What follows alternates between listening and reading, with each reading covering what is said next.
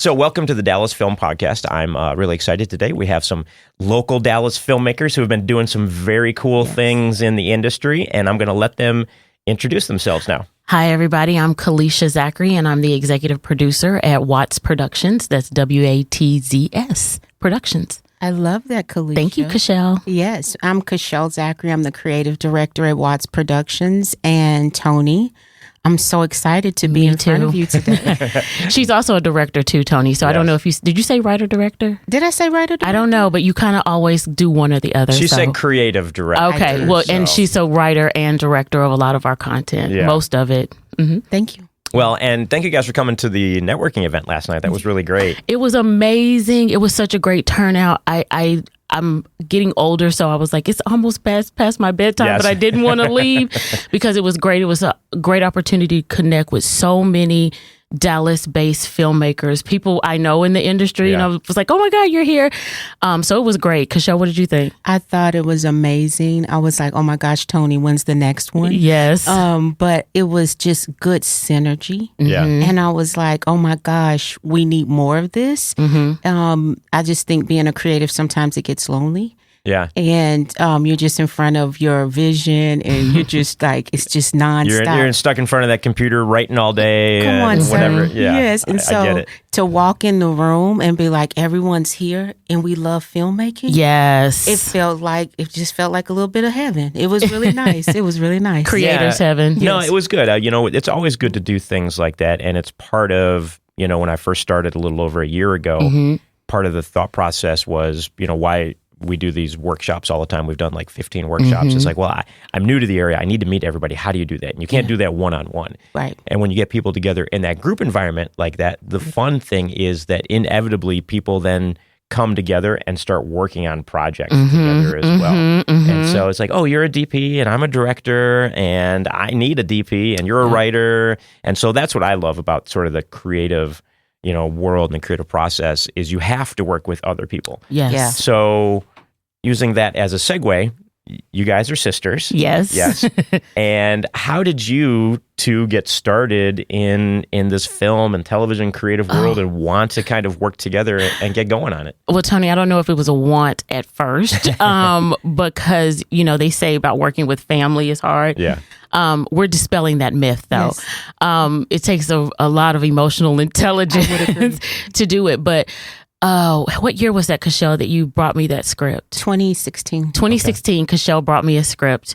She was like, will you read this episode when you get time? And I was like, oh, okay. What is this? Because she was a secret writer. I read it and I was like, Kachelle, we have got to take this to screen. And you tell the rest. So Tony, we really got started in 2008. True. Productions. And so we've been production. We can produce just about anything. Tony, if you put us in any setting and you're just like, I need this, we could most likely just make it happen. Yeah. So we're very fluid with productions. But again, a secret writer, started writing, shared my script with my sister in 2016. She was geeking about it. And I was like, don't do it just because you're my sister. I would tell you the truth, though. I would tell you the truth. I was going to say, that's the thing. Like, a sister will tell you. Yeah. Like, I would tell my brother if he did something, I was like, that's awful. Yeah. I was like, I'm going to give you the truth. But it was a page turner. I was like, what's happening next? Yeah. So, yeah. Right. And so she was like, well, film is going to be like new territory for us. What do we do? So the first thing we did, Tony, was we went and got advice. And so we were like, we're producers. And we went to a friend in Hollywood and he was like, Zachery sisters, I know you guys can produce, but he was like, filmmaking that's a different type of production. It's a science. And so we shared our script and it looks great, guys. This looks good.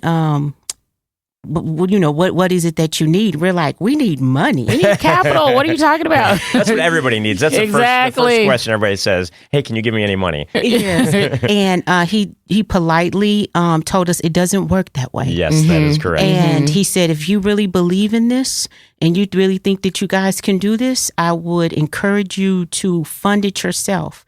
Put some skin in the game. Let us see what you can do and then come back and talk to us. So I said, okay, I got on the Southwest flight back to Dallas and a little teary-eyed. And my sister said, why are you sad? And I was like, because I thought it was going to be just a little bit easier than this. And she said, if it was easy, everybody would do it. She was like, this is where we prove ourselves. Yes. And so Tony, in 2016 till present 2024, we've been doing that, proving ourselves. Yes. We invested in 2 pilots. The first pilot, for frame of reference, will never show. Ever. And so it was. I feel the same way about my first feature film. Okay. Yes. Lessons learned. Oh, right. yeah. And so, but it was good building ground. Yeah. And so we came up with our best practices theme. And so we were like, okay, this is what we did good, and this is where we need help. Yeah. And so we did a second pilot, and we went and took it back out to Los Angeles. And the mentor at that time was like, this is really good, Kachelle. And Kalisha, just refine the story a little bit, give us a bit of edge with the main character. And he said, I think you got it. So I went back, did just that, took the advice. And then we fully casted for it, and we filmed in 2021 and in Dallas. And I was proud to do that. And it was great. I rehearsed with the cast for over 1.5 years. I know they were like... That's a lot of rehearsing. It's a lot of rehearsing. It was a ton. And a lot of them didn't understand our process because we took so long. They're like, we usually get the script and we're filming in a month. And I said, well, I need you guys to trust us because we're trying to really step in the arena and be taken seriously. Yeah. So if you will trust that, it was paid rehearsals and all that great stuff, but it was a long time, Tony. But I wanted them to come out of the ballpark swinging hard, and I really wanted the series to be taken seriously. And so for it to start on WFAA, our streaming platform, Plus, and now it's on Roku and Tubi, and some other streaming services are looking at it. I feel good about that's awesome. Taking that time to be taken seriously. Yeah. Well, and there's that old saying in the industry, cheap, fast, and good. Pick 2. Ooh, that's good. Right? Yes. So you took your time, so it wasn't fast. Correct. But it might have been inexpensive. Yes. But it also turned out good because you didn't try and do it super fast and it turned out poorly then. Yeah, and when you talk about inexpensive, it took us 5 years. Yeah. Right. And most people are like, that is way too long to work on anything. And it's like, we had to pay everybody and self-fund it. Sure. Yeah. So good things take time, but they're always worth it. Yeah. And now we know how to... first off, everyone that came here, because we cast it nationally, but when they got to Dallas, they always said, this feels like home. And I'm like, come on, y'all, this is out. So that felt good. But then it also felt good to know more about the craft of getting in there and making your story and telling it. And then when you have less, you can do more because you become more creative. Of course. So for anybody that's listening and they're like, I need a budget, you have it. It's a matter of what you're going to sacrifice for, how you're going to. I always say, if you got $1, you got a budget. Yeah. Who's willing to do what for 10 cents, 20 cents? And if you can get that mindset now, when you want to go to the big players, because I'm so grateful when we went to LA, our mentor was like, no, it doesn't work like that. I was so grateful that he kept it real. Yeah. Because we could have had this assumption that we were going from here to Warner. And it was like, would we have been ready for Warner, right? Would we have been ready for that type of opportunity? Right. Well, and it's funny that you say that because the podcast, we recorded the episode right before this one that I just did, talking with a good friend of mine who worked for WWE for many years and is an author now. We talked about that very same thing where writers will be like, I wrote this, here, you make it. Yeah. We're like, well, it doesn't work that way. And why should I do that? Like, I don't know you. Exactly. Like, I don't know anything about you. Why am I going to give you all this money to make something when we've never met before? And what have you done to prove yourself? And so I love what you're saying there because it is so true. Yes. And you really, if it was easy, everybody would do it. Yes. Yeah. Right. I'm totally in agreement. And Tony, I'm so glad that you talked about like the misconceptions. I think is a lot that kind of blinds people in a weird way. Because the mentor told us, he said, if you're not willing to put your funds behind it, why would I? Right. And I was like, I just, sometimes you just got to hear it just really hear it. And I was like, oh my gosh, that makes so much sense. Yeah. And so that made us take our sacrifice up to the next level. Cause I was like, I so believe in this. Yeah. I will defer, just about anything to make this a reality. And that determination and proof has even opened up even more doors. Right. Yeah. Yeah. Well, and so for this 5-year period that you're working on this, it's not like you're starving and this is the only thing you're working on. You Right, have correct. your production company. You're doing commercials, brand videos, things like that. Talk about a little bit about what your production company does on that daily basis to keep you guys going and pay the bills. Love that. Oh, I love that. So we, well, Tony, that's interesting because right now we truly self-fund. We're trying to break over to the side where we get to see even. Yeah. But my sister, she's like the brainchild behind the business aspect of it. She was like, if we're not creating, we won't have anything to sell. Yeah. So Frame of Reference took us 5 years to sell. So we just got that kicked off. So Right. you're talking about 2016 Yeah. to 2024. We just were able to monetize Frame of Reference.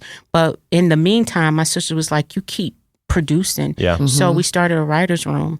And so we made a national casting call for writers across the nation. And I mean, Tony, we got bombarded with people of color needing opportunities to be screenwriters, and we just got overwhelmed. So my sister said that's one leg of the investment that we'll continue to do is to provide opportunities for writers. Then she said, okay, we need to be putting other films under our portfolio. So we made a way to fund a film by a minority creative every year. We've That's been awesome. doing it for 3 years. Yes. So that they can see what we're able to do as a production house. So when we start talking about like the funding, I think people that are really interested in this field need to be prepared to, it's Do a long both. game. It is. Do both. You Do have both. to. If you have to knock down a 9 to 5 and this is your passion and you say it's your passion, I should see that and I should feel that.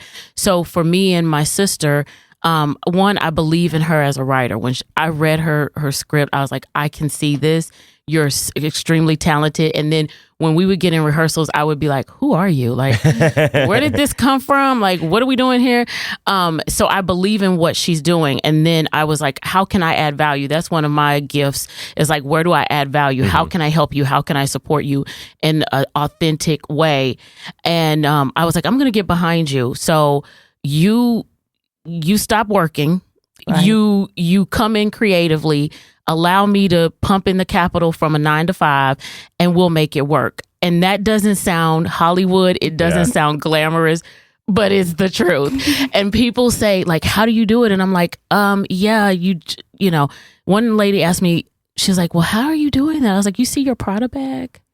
I was like, that could be payroll. Right. And you could be putting that in lights and haze machines and whatever you need to create your art.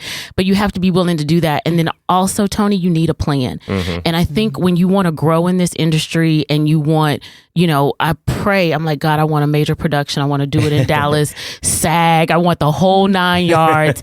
If you're listening, Paramount, MGM, just, you know, shameless plug. But we want that, right? We want that behind us. But this is where we learned to sharpen our skills is when we are taking our own resources and we are getting creative and we are saying, okay, we can cut here, we can do there, we can negotiate here. Let's make that happen. That is the reality of it. And then playing the long game. Yes. Knowing that we knew we made a substantial investment over 5 years to make 2 pilots and then a full 8 episodes. But I told my sister, I said, we can't, and if we're going to make our money back, we got to find our way to distribution. Sure. And how are we going to do that? And then we live in a culture now where it's streaming everything, right? At the time, linear was still like really huge. And I was like, how are we going to get to HBO? How are we going to get to That's what I kept saying. Like, who can walk us through the door?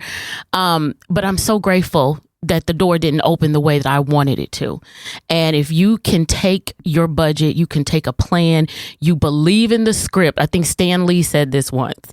Do you have something that you really believe in? Because now I have cousins and everybody like, I know a friend who got a script and I'm like, because they watch the show and they'll be like, oh my God, it was so good. And I have a friend with a script and I'm just like, yeah, it doesn't work that way. Yeah, no. But, so I think that for me, that's the pivotal point is, what are you willing to sacrifice? To get to where you want to go. It won't always be this way, right? We know we have a plan and it's starting to manifest, as we speak because I think was it Brandon Jackson from Leapfrog? Shout out to Brandon. He said, you get it on the first platform, everything else is going to break open for you. And that was very true. Yeah.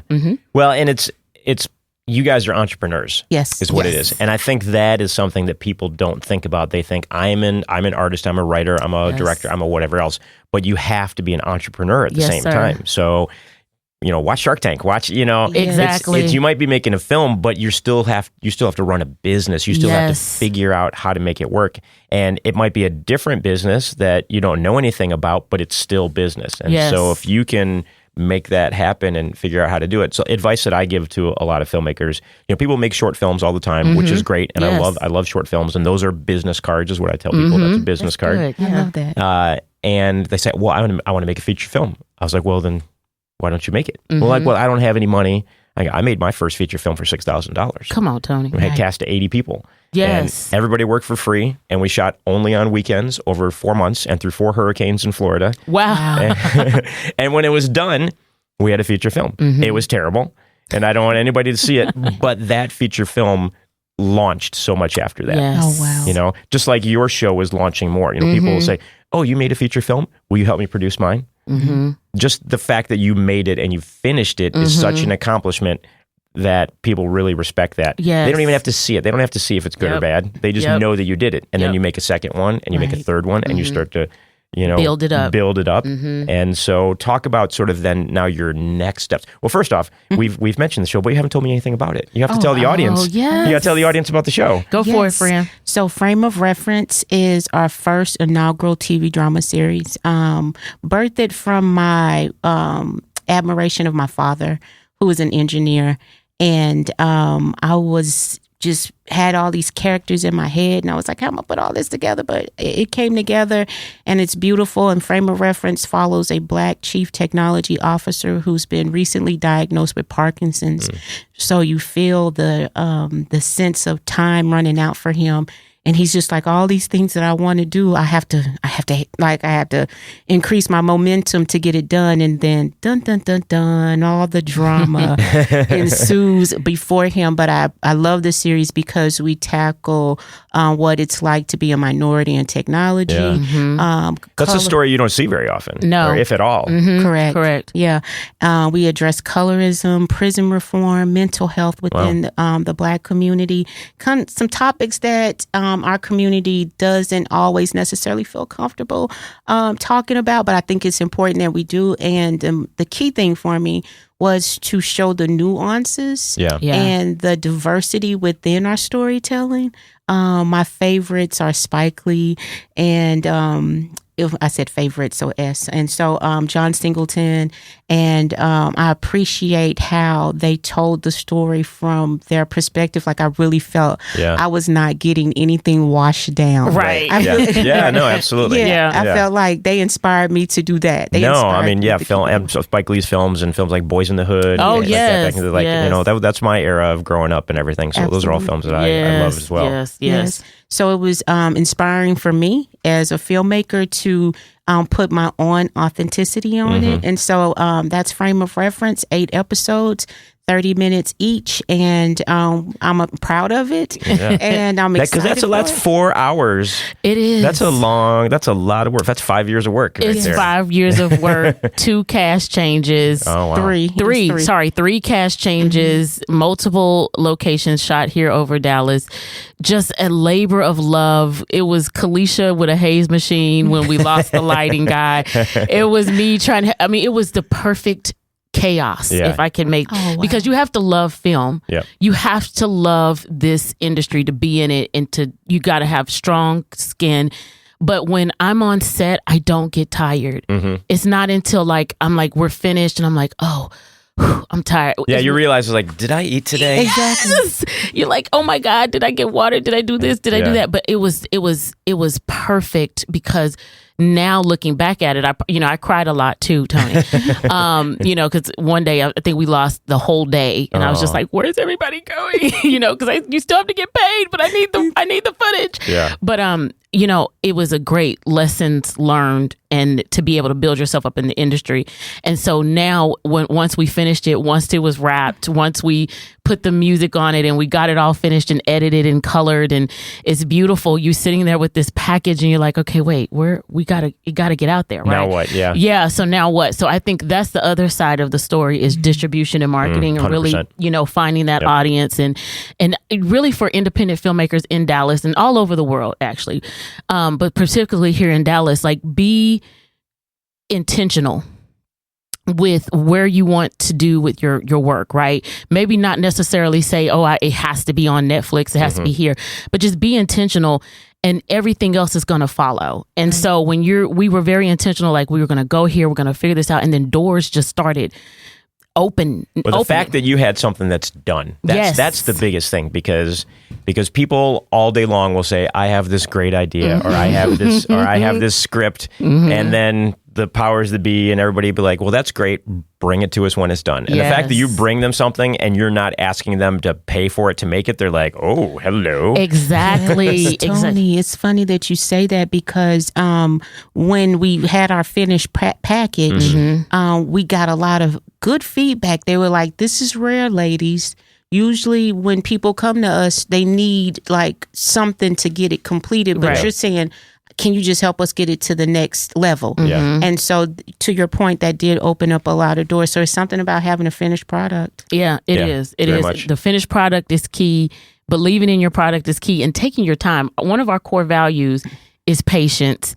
And that's the hardest one, I think. It is as a filmmaker, because you're like, hold on, Kalisha. Okay, go for it, friend. It is the hardest. Okay, go ahead, patience. It is. And so, but we have it. It's on the front of our website.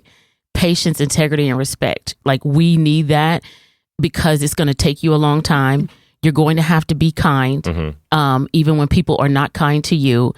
And you must respect what you do. You have to respect this industry. You have to respect the directors. You have to respect the writers. Everybody that's on that set is there to take something that was in someone's mind and make it visual, and for people to see it. And it's a beautiful experience when the synergy on a set is right. It's like nothing else even matters. You're like, oh my God, everything is hitting today. What is this? And I call it our zone, like Michael Jordan and Scottie Pippen, when they both like scored 50 points in a game. See, now you guys are talking my era. Those are like that's players that growing up watching. Huge Bulls fan. Yeah. Okay, yes, best team ever. I was actually a Pistons fan growing up. The bad boys, but I did love the Bulls too. But I was a bad boys.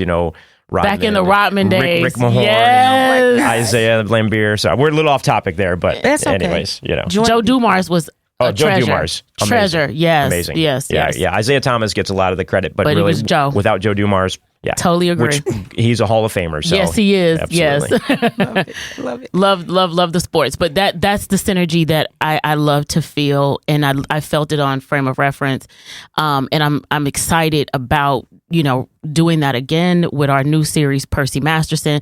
So it just feels good, and it also feels good to be able to do it here where we call home, Dallas, right? Can I give a shout out to Dallas? Yes. Absolutely. This is the Dallas Film Podcast. It is. So. Dallas has been very kind to us as filmmakers, looking for locations. We've had like great support from the Bishop Arts District, from the Highland Park District.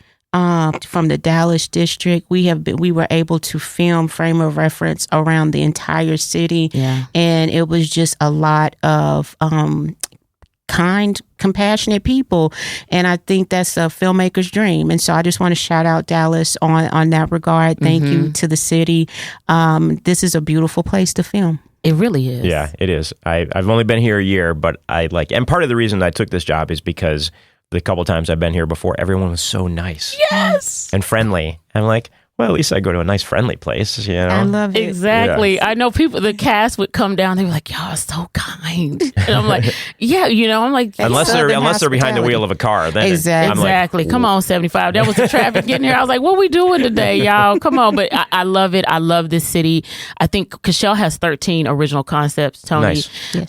And we are so focused on making them here. Yes. And I think that is the beauty of things when people, we just love Dallas, right? Dallas has been extremely beautiful to us as entrepreneurs.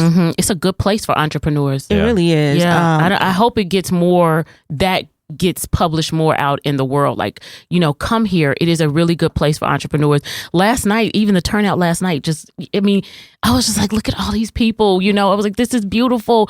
Everybody was talking film. You had people with the cameras. It just felt right to be in the industry and at this time and here in Dallas. So it was a great No, event. and I think that's one of the great things about Dallas. And again, one of the things that intrigued me about the job here is, been in other places, Florida for a very long time, love Florida and love all the people there. But a lot of times you want to do something, especially if you're at the film commission, you're working in government, you're like, this is what I want to do. Be like, well, no one's ever done that before. And I'm like, exactly. That's why we should do it. But Dallas, you come to Dallas, people are like, oh, no one's done that before? Yeah, let's go. It's that can-do entrepreneurial maverick spirit to talk of our new Dallas brand for Visit Dallas. So I love it. I agree. Yeah. And then sometimes it's kind of funny to me because people are like, you're filmmakers, you're in Dallas. They make it seem like, it's like oil and water. Right. And I'm like, wait a minute, guys. The Dallas TV show. Hello. Was one of the most recognized. What are we doing? Come on, what are we doing? Even though they may not have shot every single thing here, I just don't think it's just too taboo that we're working on changing that. Yeah, for sure. Well, talk to me a little bit about that process of 5 years creating an amazing show, and then now you're knocking on doors for distribution. What is that like when you're knocking?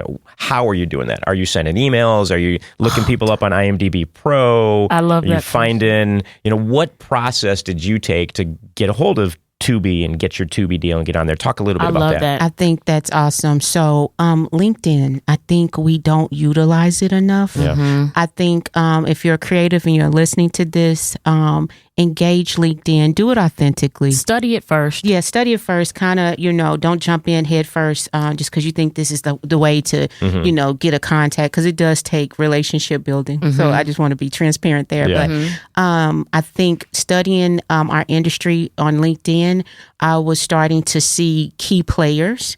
And I was like, okay, I was talking to my sister. We have like our weekly powwows. And I was like, hey, I'm going to just send an email. She was like, who are you going to send an email to? And I said, I'm going to send an email to the president of Freevee. Okay. And I'm just going to introduce myself. Through LinkedIn. I seen him on LinkedIn, and then I went and searched his email. You got his email, yeah. And so I sent him an email, and I said, Control-Alt-Delete. And I said, whatever. We'll see what happens. Yeah. And so about an hour, I get a notification on my phone. And he was like, Kachelle, thank you for reaching out to me. Thank you for sharing with me frame of reference. This looks awesome. Let me connect you with my person, have you guys talk, and see where we can go from there. And you were like, what just happened? Exactly. And so I think the key thing I do want to say is that I didn't reach out till I was ready. Hello. I had something to show, Finished. prove. Finished and done. With a chain of title. Like, that's the other thing. People need to understand you need to own your stuff. You need to have the right licensing approval. Like, there's a business side to this that you must hit that I sometimes don't think everybody realizes. They're like, oh my God, it's Amazon, it's Netflix. No, they're businesses. Yes. So it's show business. Because you have to deliver. So that's the thing people don't know about part of the industry is there's a delivery aspect to it. And yes, sir. Independent film, television, different things. But they're, okay, what's the chain of title? Yes. Do you have your music cue sheets? Yes. Do you have the transcription of everything? Do you have all of those elements that go into it that people are like, what is that? What are you talking about? So it's not just, here's a digital file for the show. So not. No, here are Where's your cover art? Yeah. Yes. It was a lot. Like, it's a lot, but we had it. So you don't reach out until you're ready. Yeah. Correct. And in our readiness and in reaching out to him, I also attached our press release. Yep. I attached our cover art, links to the series. I had like the proof. Sure. And you did it in a very professional way. Yes, sir. And you're not saying, will you give me money? You didn't say that exactly. Not at all. There was synergy there. It's in the best interest of That's what they do, right? They freebie, they have a platform, they need content. Yep. And go ahead, I'm sorry, I didn't mean to cut you off. No, you're fine. And so that led to us talking to another representative at Amazon. And the first thing he said to us, he was like, how in the world do you know the president of freebie? I was like, I don't. I said, I don't, sir. I just was ready and I introduced myself and now I'm here talking to you. And he looked at all of our content and he said, this is amazing. What you guys are doing is different. He said, I see you. Like, he's like, I see what you guys are doing. You're dismantling stereotypes one story at a time. And he literally said, I'm going to introduce you to all these distributors. Nice. We had over like 5 or 6 meetings. Wow. And then we found the right partner. Yeah. And then from there, it was like, this synergy was so right. The deal made sense. So that's the other thing, people. You cannot give away all of your hard-earned equity. You know, that's the thing. But anyway, because they will offer you pennies on the dollar. They will offer you pennies on the dollar, and you don't have to accept it. No. You know, but you can be. People don't want to be. They want to rush for whatever reason. And I was like, no, we had to go through a couple, but we found the right one. And then I just recently got back from New York. I was like, I'm coming to take you to dinner so we can sit, you know, and talk more about the strategy and how do we, the algorithms and how do we get, because your content is out there. You work hard on it, right? Yeah. We put a lot of blood, sweat, and tears in this industry to see the content in its final phase. And you're like, now I need everybody to see it. Right. And so that's what I was going to say next is like, so you know, 5 years of work putting together and then there's work getting it out on a platform. And the work doesn't stop there. You just don't be like, okay, it's done. It's out. It was like, well, now, you know, they're not spending $10 million to market your show. It lives. You have to market it yourself now. Yes. So that's then sort of the final process that you've gone through. And you've essentially become Little Studio. Yes. You're doing everything from soup to nuts. And my God, I can't believe you said that because that's what I need too. I need another studio. I need to do a studio too. Like I say, like a little studio because I'd be like, sometimes I want to pull out the content and go and, you know, all these ideas. And then I have to remember my own values. I'm like, slow down, Kalisha, wait, you know, go steps. Like, but in the future, I would love to add on to the studio vibe of Dallas, right? That's literally, and I sought out mentors in that too, Tony. So that's the thing.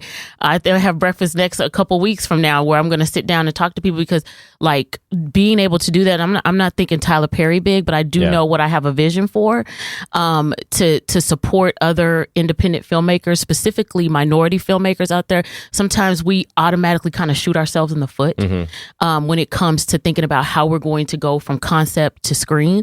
And me and Kachelle are living proof that you can do anything. And I always tell people, what are you willing to sacrifice to do this? Like, are you willing to give up, you know, going to your favorite restaurant and those drinks and, you know, putting away your money and saving and doing this to get to where you want to go? But when you said the studio, it just hit me because I'm like, yes, that's the more studios that we have here, the bigger, the more projects that can come, that Dallas has that feel. I want that to be explored more than what it is that I feel today. Because when people see us when we're all out, and sometimes we go across the country, they're like, y'all in Dallas? What's going on in Dallas? I'm like, y'all missing out. Like, this is the hub. This is where it's at. But essentially, yes, we are that little studio, and now we're on the marketing phase of it. So I'll just wrap that back up to say, that's good. Now we're on the marketing phase where it's like, oh yeah, I need you to watch it. And I felt like that last night. I was like, oh yes, last night at the event, I was like, I got to bring my collateral. I need people to know about the show. That's another. I'm sorry. Go ahead. No, I was going to ask if you're, you know, how are you promoting it? Primarily social media, and like in what ways are you getting it out there? So, Tony, that's so interesting because we sit and have long powwows, like because we're self-funded. We're like, where is the money going to be best utilized at? And we didn't want to jump into the ocean and not have like a real boat to kind of move us along. So we're kind of trying to figure that out. Right. So we're saying what worked this year. We're taking this year to go like on a tour. Yes. And we're saying like, what works best? Is it in-person connections now that we're kind of over the COVID hump? Is it getting in front of people like at the mixer you had last night and passing out collateral? We do some social media as well. And we're just like, how do we do this organically but have an impact? Sure. And it's not an easy think tank. And so now we're starting to reach out to marketing teams and have conversations, because now we got to get people to watch it. I think some people think, oh, it's streaming now. And it could never be streaming among so many other titles. Yeah, so many shows. Yeah. Right. Yeah, because, obviously, with Facebook and Instagram, you can run ads and spend $2 a day or whatever, set a budget and put it out there, and it gets in front of people, and it, and you can see the statistics, X number of, but the key for that stuff is, okay, they see the ad, but are they clicking through to the show? Exactly. And getting past episode 1. Right. And what I did, Tubi just released a really good a survey with, I forget who they did it with, but they just released it. You can find it on LinkedIn. But they talked about Gen Z and millennials and their need for independent content, and how when they watch an independent show, they feel good about themselves because they feel like they're helping the independent creator directly, right? And so I think for us, with some of the people we've been talking to, we're going to seek out to hit the millennials, the Gen Zs, that younger audience that wants this fresh show, that there is an appetite for it. They want it.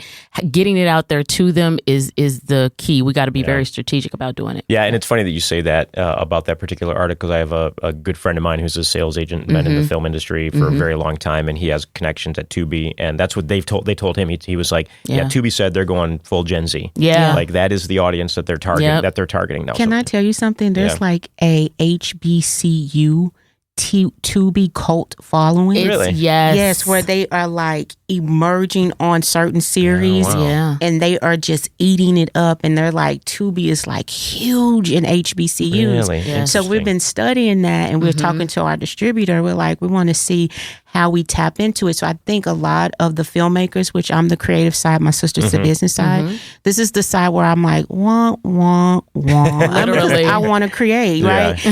And my sister was like, okay, you're creating, but like, how we're going to... She's like, if I don't sell it, you're not creating. Tony, exactly. We got to get it sold. Like, what are we doing here? We got to get views. Absolutely. And I don't think when we talk about the business side of it, I think we don't spend a lot of time trying to like, okay, once I have it, then how I'm going to market it, for how long, with whom, in what way? Is it going to be fresh? Is it going to be something that they've never seen before? It's like me and my sister, we have these think tanks, like, how do we put this in front of the younger generation, and how do we make it pop? And and I don't want it, I want to be organic with it too. So that's kind of hard, because I don't want it to be like, oh, they're obviously trying to, get our attention. I want it to just be so organic, and they come into it and be like, yo, what am I looking at? What did I just find? So that takes time. I think a lot of people don't think about it. And here's the beauty of it. It's 7.9 billion people in the world, right?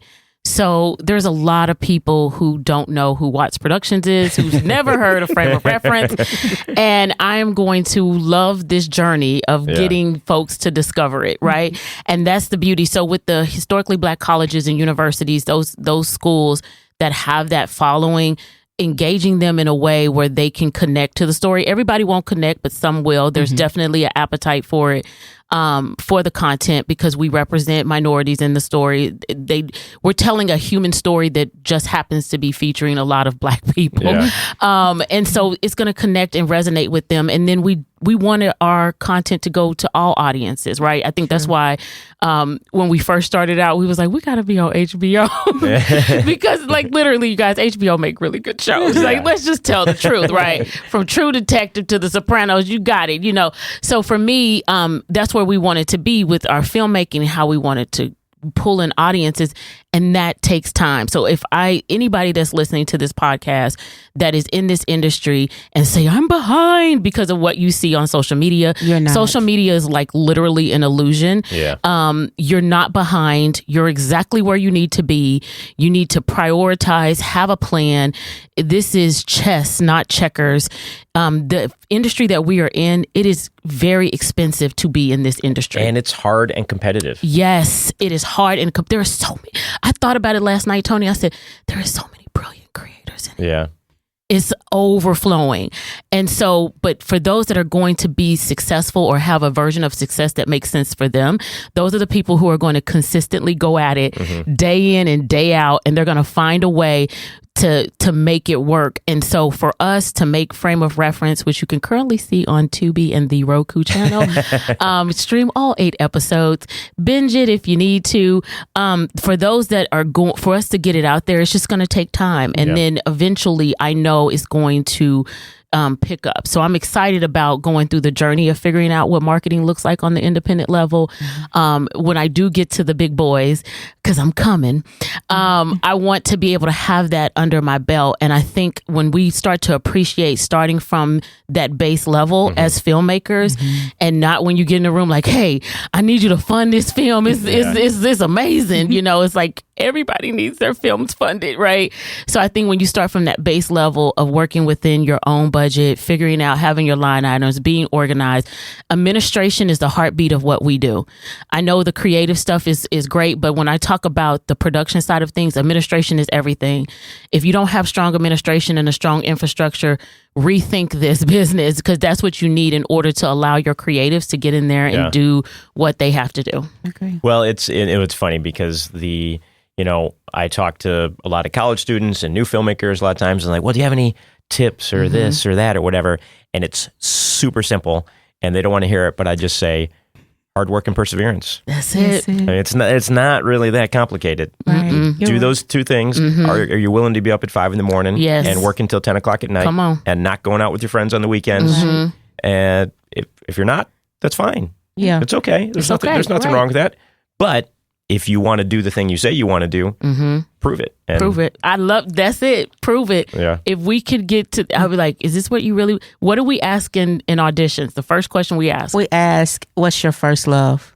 Ah. And sometimes they're like, saxophone. DJing. Yeah, I'm like, well, you probably shouldn't be here. Yeah. You're supposed to say acting. Exactly. But I love the honesty, Me too. Tony. Yeah. And because by the time they get done with the audition, I hope that first question that came around kind of hits them like, is this first love? And then we have like a very intensive intake program for anybody that auditions with us. And we ask them in the survey that they have to fill out for us. We're like, what's your first love? And you see the answers. And some was like, we put, are you discovering acting? Or is first love acting? Or is it a hobby? Right. And I love the transparency because a lot are just like, I'm discovering. It's a hobby. It's we do get overwhelming like this is first love. Yeah. But I think I don't think they're asked that question enough. No, I don't think they are. I don't think they are. And, I'll get a lot of emails from someone who'll say, hey, my son or daughter wants to be an actor. What should I do? And my question is, well, one, do they want to be an actor or do they want to be famous? Come on, Tony. Those are 2 different things. Yes, sir. If you want to be an actor, then do theater. Get yourself started in theater and work and learn the craft and be doing something every day. What are you doing to improve at your craft of acting every day? And then, the mom of the 12-year-old who wants to be an actor, they're like, well, okay, yeah, that's not what they wanted to hear. Yeah, Exactly. That fame versus the fame part, we don't do fame. Yeah. And that's, I think, why we probably switched cast 3 times. Because some people, they're like, I want to walk the red carpet and da-da-da-da. And I'm like, that's just a byproduct of what this industry is. That's this tiny this little big. bit when and it's then all it's done. a job. Yeah. I think we had Kim Coles here, and she came down to Dallas to do our People of Color Creative Symposium, where we talked about the industry from an independent level, from what we know. We want to give out this information to say, hey, you can do it. And she came down and she was like, you guys don't focus on the red carpet. She's like, and it's still a job. Yeah. Like, you guys are looking at like, oh my God, it's glitz and glamour. No, I have to get up, get dressed, go out there, represent myself. So the fame part is crazy. But then I do want to say this. There was one young lady in New York who had walked 12 New York blocks to come to the audition. Right. That's her first love. Yeah. Yeah. So that's why we asked that question. That's great. That was her first love, and then she got there and she just did an amazing job. And I thought, wow, that's perseverance. Like that's the key. That's going to open the door.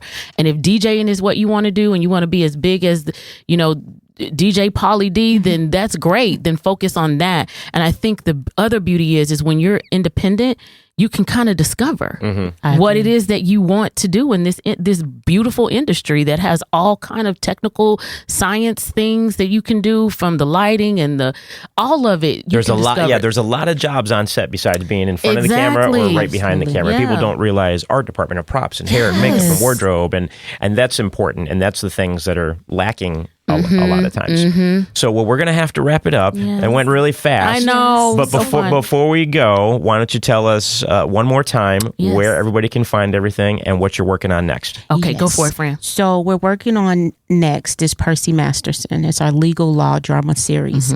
We have a casting call here in Dallas. Very nice. May 17th and 18th. Okay, send us the info. We can share that on our social media and everything. Definitely would do. We'll do that. And please visit us at www. Sounds so old saying that. Just WATZProductions.com. Exactly. Yeah, you don't have to type the www anymore. She's a 79, baby. I know. WATZProductions.com. Please join our newsletter and follow everything that we have going on. And what's our social? Our social is at the WATZS Prod on Instagram. And we are always offering opportunities, Tony. So it's important to us that Dallas creatives can work. We want that work here in Dallas. And so we want to support the Film Commission. We want to support the Dallas creative community. So please follow us. We're always offering opportunities. And thank you, Tony. And go watch Frame of Reference on the Roku channel and Tubi TV. Drop us a line. Give us your feedback. We love feedback. I would love to see how people engage. Good, bad, and indifferent. We'll take it. Thank you for having us, Tony. This was great. Thank you so much. You guys are amazing. Thanks for being on the show. So that wraps up the Dallas Film Podcast. Thank you all for listening, and come back next week. Yes. Thank you. Thank you. Thank you.